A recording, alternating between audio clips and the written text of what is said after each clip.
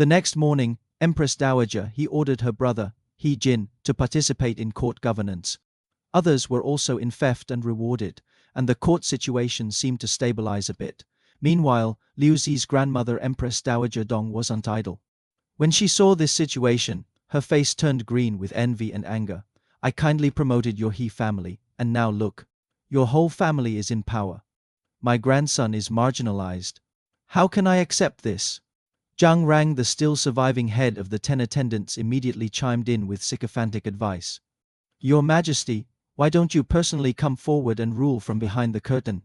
Then, make the young prince Liu Zi a king.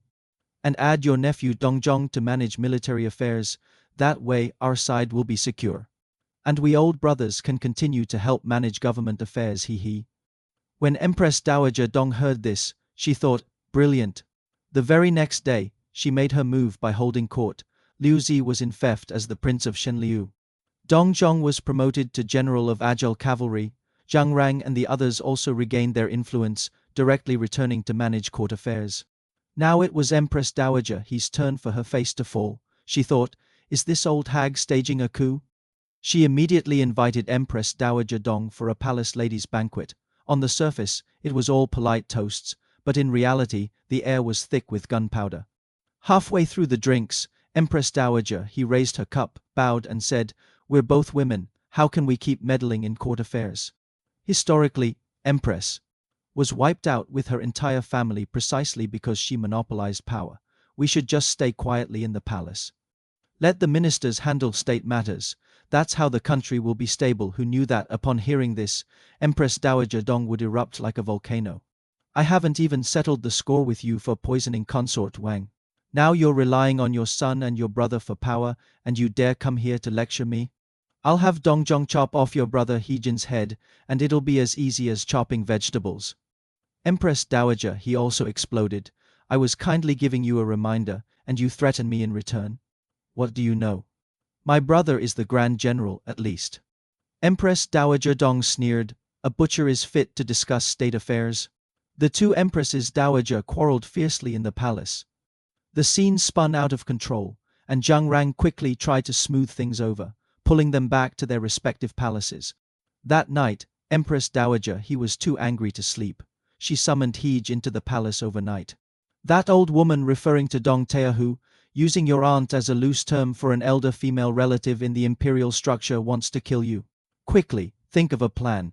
After He Jin left the palace, he immediately convened a meeting with the three excellencies, the highest ministers. The next day at court, they played a big chess move. An official in the court suddenly stepped forward and suggested, Empress Dowager Dong was originally just a high-ranking consort Wang Fei. She isn't qualified to remain in the palace.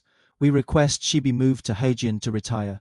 As soon as these words were spoken, someone immediately delivered an eviction notice to Empress Dowager Dong, giving her a deadline to leave the palace.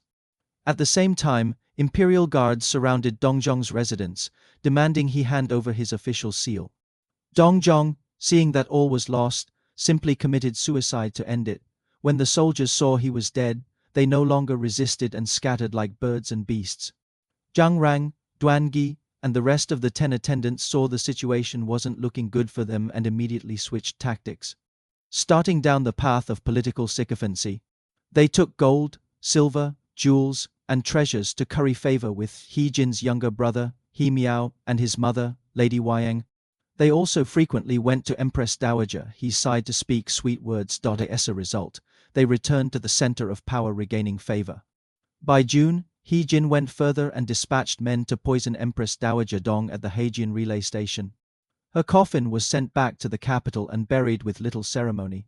After doing this, He Jin began to feign illness and avoided seeing people.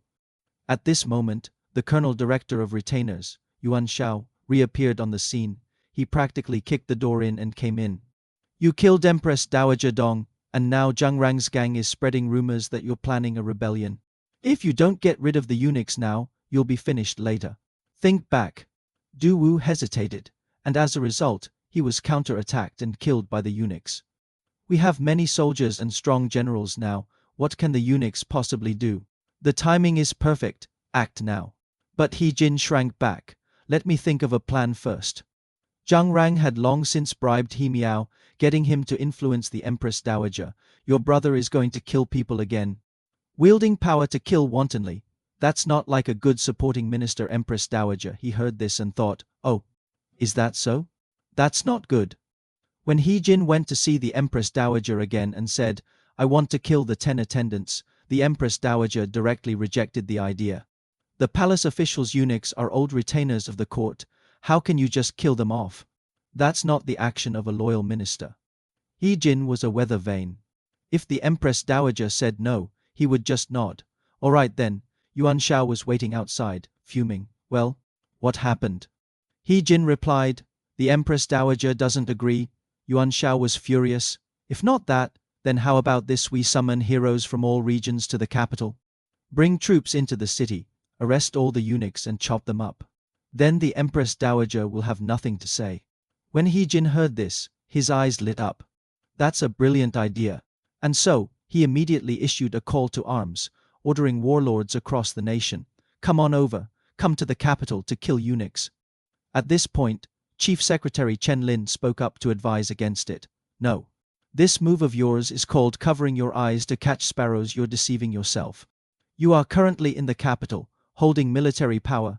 Killing the eunuchs should be as easy as burning a strand of hair.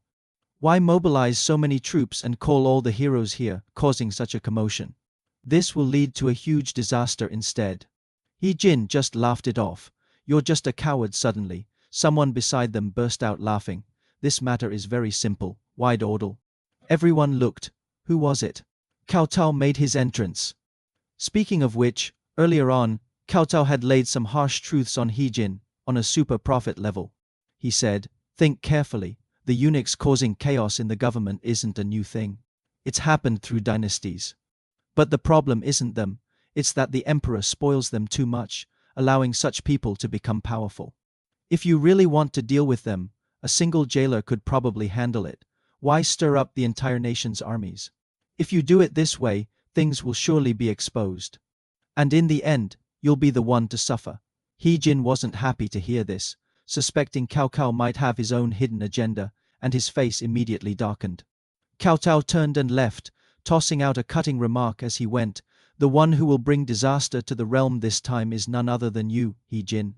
He Jin didn't listen, insisting on his foolish idea to have generals from various regions lead their troops into the capital. As if he really thought he could wipe out the eunuchs in one go.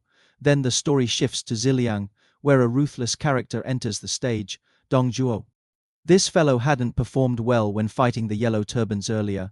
He was about to be held accountable, but by bribing his backers among the 10 attendants. He not only kept his position but even climbed step by step to high office.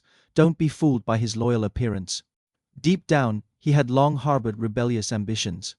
So, when he received He Jin's secret edict, he was ecstatic.